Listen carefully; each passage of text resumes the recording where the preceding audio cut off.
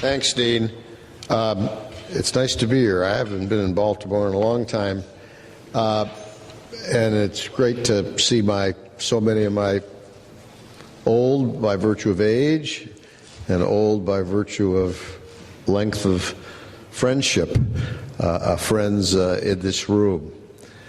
Now, this subject is really a subject which is the bread and butter of cardiologists and people that are interested in echoes and the vascular system.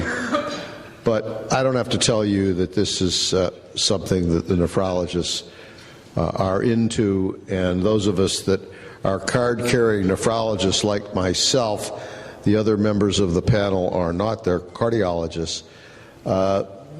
Paying attention to the cardiovascular system is something that we are increasingly compelled to do. And several years ago, after the famed Boston meeting, which depressingly delivered the message that we hadn't made much improvement in survival, morbidity, mortality in the ESRD population from the meeting that had happened 10 years previously. I could be a little bit off on these dates. It was almost as if there was a call to arms by guys like Parker and Hull and Steinman and all of you that maybe we've been doing something wrong. Maybe we got to pay more attention to the heart. Maybe we got to pay attention to the cardiovascular system. So for those of us that are working in hypertension and vascular medicine, and I do it to some degree. I still do most of my time in nephrology like all of you, but not involved directly in dialysis anymore. There is a lot going on that relates to assessing what's going on in the cardiovascular system.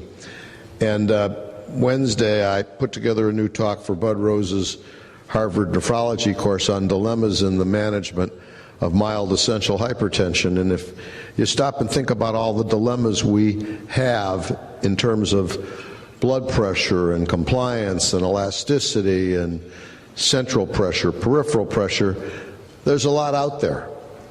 And it is conceivable that one of the possible reasons as a hypothesis that our improvements have lagged behind years of treatment of ESRD is because we may or may not be paying attention to the right things in the vascular system. So I'm sort of saying that as an introductory comment as to what I'm doing here.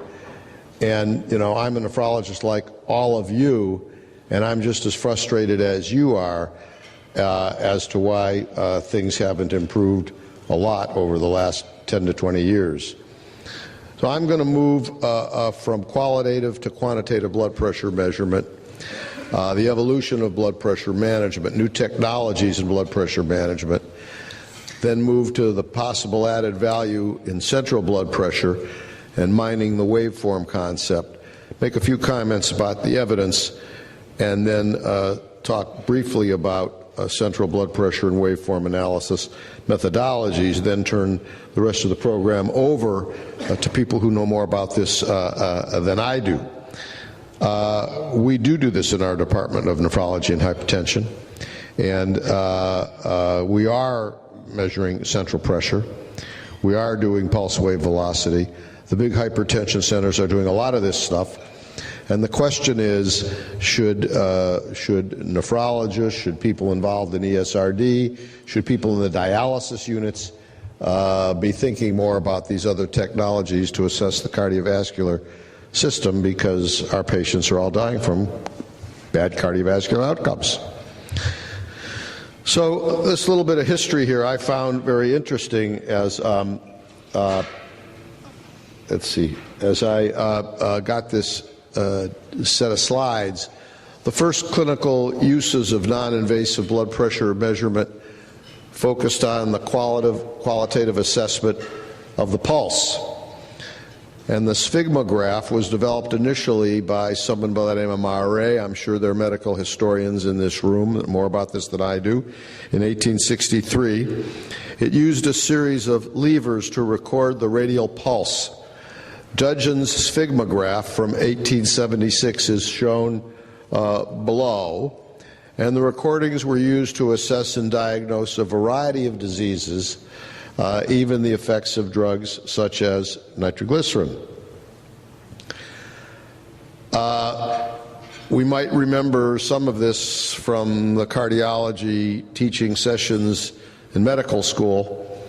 You see on your left the code terms for the pulse patterns given here and numbered 1, 2, 3, 4, 5, 6, 7, 8, 9, and 10.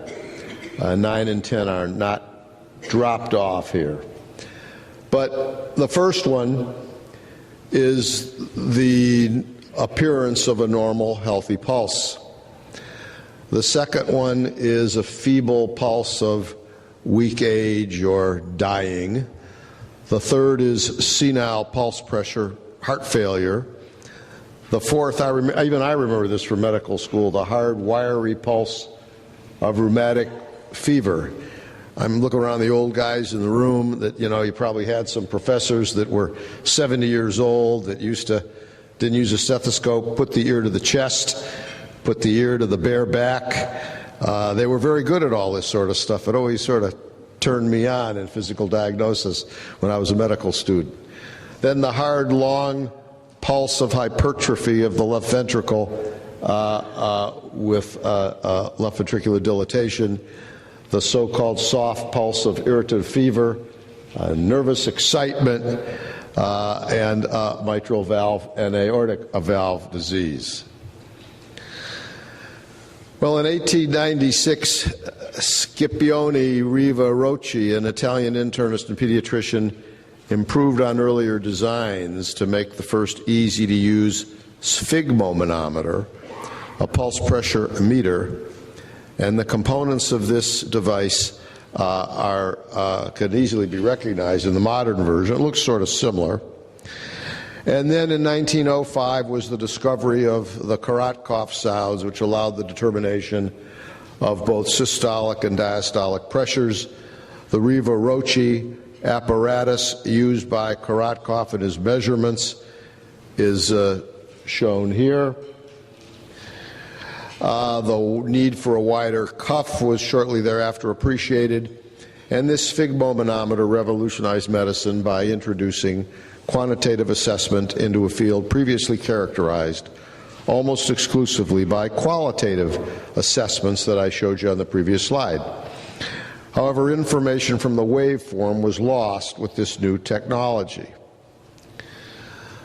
So then enter the life insurance era with an abundance of data from life insurance companies making use of blood pressure measurements to compute actuarial tables and assess risk of individual policy owners.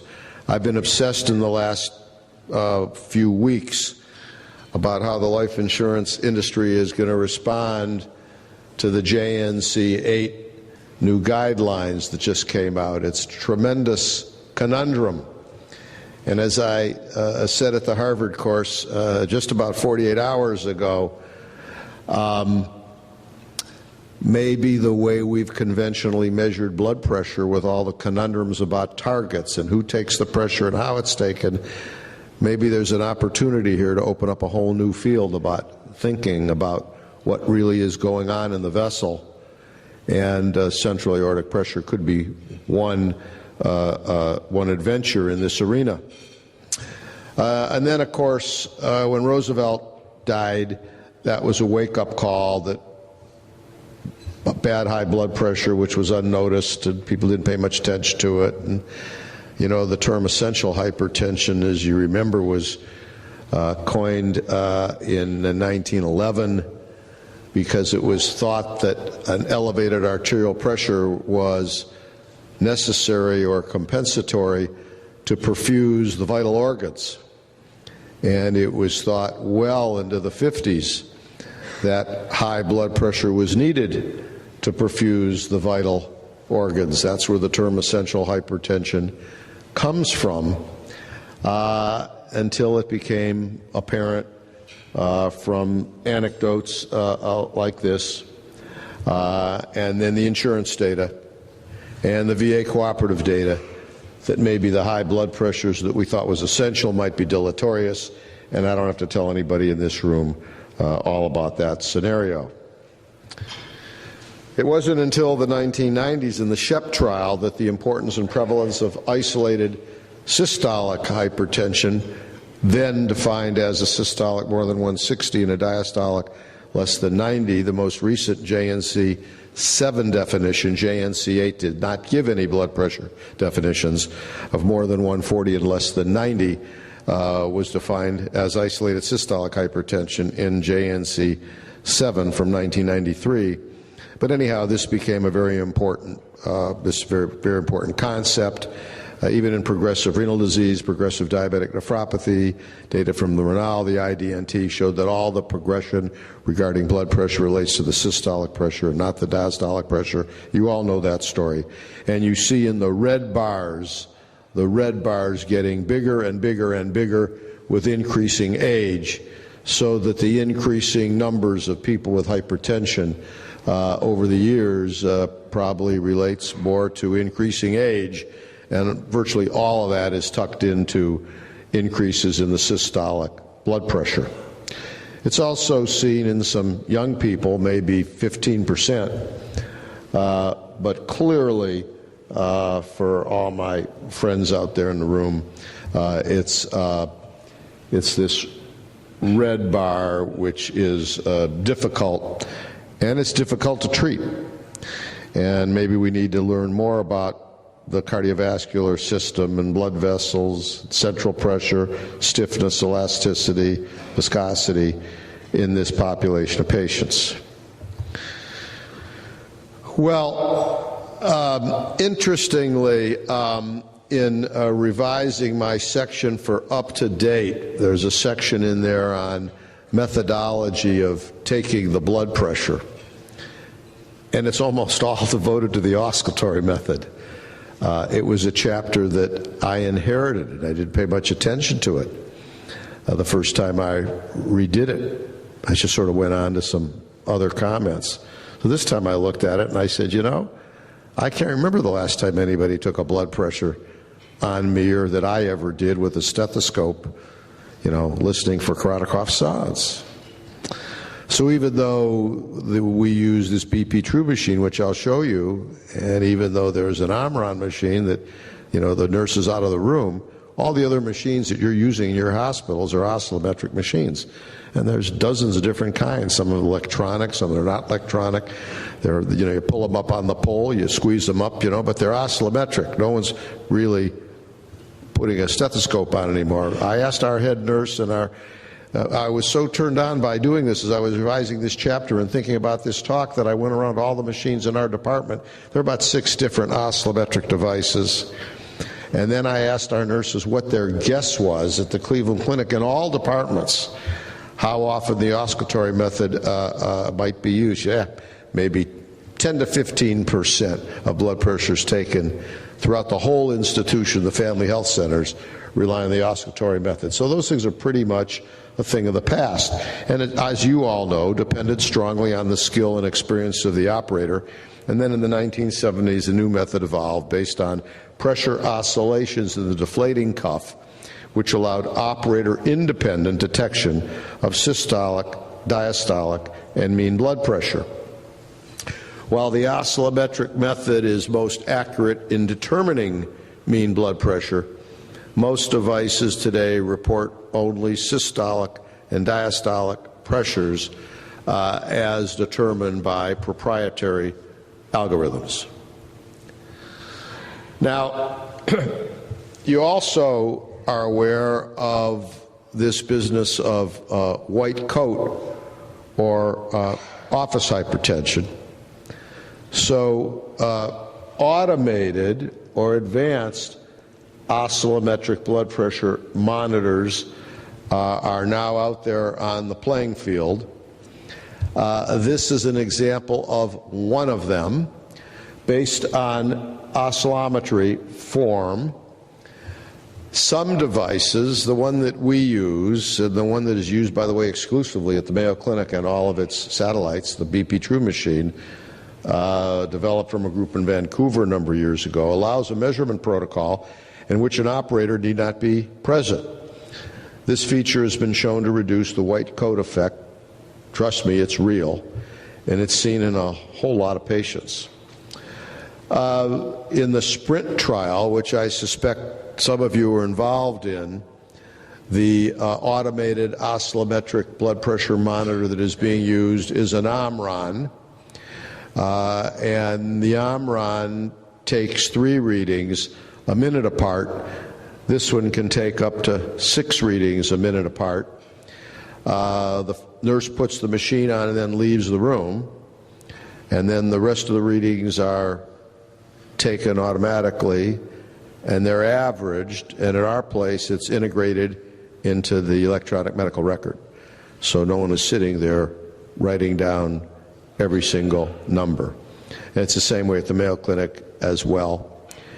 And the beauty of these machines is the correlation with 18 hours of awake ambulatory blood pressure monitoring is extremely tight. So when you put one of these things on a patient's arm, and sometimes I explain to them why they're using this machine, and many patients have heard about ambulatory monitoring. Not everybody does it. But when a series of about 600 patients was done by a guy named Myers out of Canada, there have been several publications that shows the correlation of the average reading of 3 or 6 readings with this machine. It's probably the same with the Omron, correlates very tightly with the awake readings in 24-hour ambulatory monitoring. So what is the new paradigm shift in blood pressure management? There's been this evolution in the technology of how we do brachial pressure. We have the conundrum of auscultatory versus advancing to oscillometric methods, I believe to automated oscillometric methods, but that's only telling you about the brachial or radial pressure, and maybe there's some other pressures that we ought to be paying attention to. So the hemodynamic and vascular determinants of blood pressure were previously considered to be total peripheral resistance and cardiac output based on a simple model of flow through a tube. We now know that the presence of wave reflections throughout the conduit arteries and the influence of arterial stiffness are also factors in determining blood pressure. Elevated mean pressure is a result of increased cardiac output and/or peripheral resistance, and elevated pulse or a systolic pressure, isolated systolic hypertension, is, as you know, due to elevated arterial stiffness, wave reflections, and/or stroke volume. So the paradigm shift takes into account the effect of wave reflections and arterial stiffness. It also takes into account central aortic pressure, and you're going to hear a lot about that. This new paradigm better identifies individuals at risk. This new paradigm better informs drug choices and monitors drug action. The paradigm provides new, independent, and clinically important information to improve individual management of blood pressure in some studies that you'll hear about. So now you're going to say, well, how does this apply to us in the dialysis field? My own view about this, and several years ago I put together a focus group that included people that you know. They've been very active in this group: Ted Steinman, Tom Parker, Ray Townsend, Dick Cronin, several others, to explore this because of the lack of significant progress in survival in the ESRD population, with the major explanation for that, other than access, as you know, being cardiovascular. So we now have to become cardiologists to some degree, and if we are going to do that, we need to learn what's going on in that playing field, and maybe there is some responsibility in dialysis units to study these things. Now, you'd want to know what the evidence is that central aortic pressure and arterial stiffness per se are associated with predictive of increased risk of cardiovascular disease, and these are just a number of papers that support that concept. And arterial stiffness and pulse wave velocity are independently associated with and predictive of increased risk of cardiovascular disease, independent of a peripheral blood pressure. So there's a lot of information by some very good cardiovascular people suggesting that stiffness and pulse wave velocity are predictive of increased risk of cardiovascular disease if they're abnormal, and there's good evidence that central aortic pressure and arterial stiffness are associated with and predictive of increased risk of cardiovascular disease if they're abnormal. In the Strong Heart study of over 2,000 patients, when central pressure equals, when central pulse pressure equals or exceeds 50 millimeters of mercury, the risk of cardiovascular disease increased by nearly 70%. In individuals less than 60, the increase was 150%. I mean, that's the spot where the vessel feels what is actually coming right out of the heart.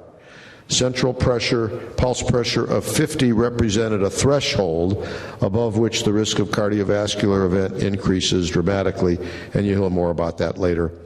Brachial pressure did not demonstrate the same thresholds for risk in the Strong Heart study. Boyson and about 1,000 patients reported that normal versus high normal brachial pressure did not distinguish those with or without end organ damage. When the same group was divided according to normal versus high normal central systolic pressure, the groups with and without such differences, damage could be identified. Saldani and a smaller cohort of individuals reported that those with low central systolic pressures were at significantly less risk of requiring antihypertensive medication later in life than those with high central pressure. The BP Guide study, published a year ago in Hypertension, looked at 286 individuals with uncomplicated hypertension and low to moderate cardiovascular risk. Red is the usual care group based on peripheral pressure, and blue is the central blood pressure group. On the ordinate is the antihypertensive medication change from a baseline. The bottom line is that if one was randomized to a usual care in red or usual care with added knowledge of central blood pressure, and then these patients were seen according to the treatment habits of their physicians with visits every 3 months and 12 months of follow-up. The idea of this study was to see if practice habits with regards to medication, prescription, number of medications was changed depending on whether one used the usual care of monitoring, assessing blood pressure versus central pressure. And again, red is usual care and blue is the central care. There were no differences between groups in left ventricular mass index, 24-hour AMBP, home systolic, or aortic stiffness measurements. And if the intervention strategies were based on central pressure, there was a cessation of medication in 16% of patients versus 2% of patients. The numbers are small, but statistically significant.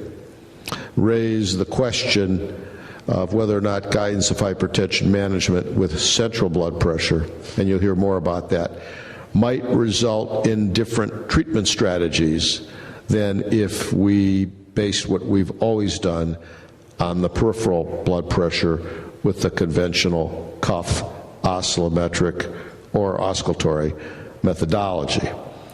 And there were less medications used, probably because the pressures were lower, but there was no adverse effect of less medication during the duration of this study, and you'll hear more about that. This slide depicts the concepts of pulse pressure, augmentation pressure, the contribution of the reflected wave to the pulse pressure. These measures indicate the extent to which wave reflection and arterial stiffness contribute to elevated arterial pressure in a given individual. So this now brings us into the concept of aortic stiffness in and of itself. And vascular medicine people and cardiologists are all into augmentation pressure, pulse wave velocity. There's an abundant literature on this. At the ASH meeting in a couple months, I'm sure there'll be 50 papers that have to do with these other ways of assessing pressure within the cardiovascular system and stiffness of the vascular wall. And I wonder whether or not, since cardiovascular morbidity and mortality is rampant in the dialysis population, whether some of these abnormalities, other than the plain old peripheral blood pressure, which is what we all do, might be considered down the road. A number of devices are available to measure central aortic pressure. All measure a peripheral waveform, central pressure determined by transformation of the peripheral waveform or association of peripheral waveform, features with central pressure. There's one of these machines right here. It's light as a feather. There's nothing to it. You can take 5 blood pressure readings here, and they can be averaged, just like in the BP True machine or the Omron, and you get the central pressure as well. And that's about all I know about it, but you might go by the booth, which I always do at the hypertension and heart meetings, to learn what's out there, because as a nephrologist, we don't pay much attention to that. The SphygmoCor system that the ATCOR people have developed is the most widely used technology for measuring central pressure. It measures brachial artery pressure, usually a partially inflated cuff. The waveform is then transformed into the central aortic pressure waveform through a well-validated process, very well validated, developed by Michael O'Rourke in Australia many years ago, and analyzed to determine central aortic pressure and waveform features. So in summary, a combination of new technology and new understanding of hemodynamics and arterial mechanics have expanded the information available for blood pressure management beyond simply the systolic and diastolic values of blood pressure. New information that deserves analysis available for most non-invasive measurements of central aortic pressure waveform improves risk assessment, treatment selection, and the monitoring of the effect of the treatment. So our next speaker will discuss how this new paradigm includes new understanding of the differential effects of drugs on brachial and central blood pressure, and Dr. Chu from Louisville will discuss the use of this paradigm in actual clinical cardiovascular practice. Thanks very much.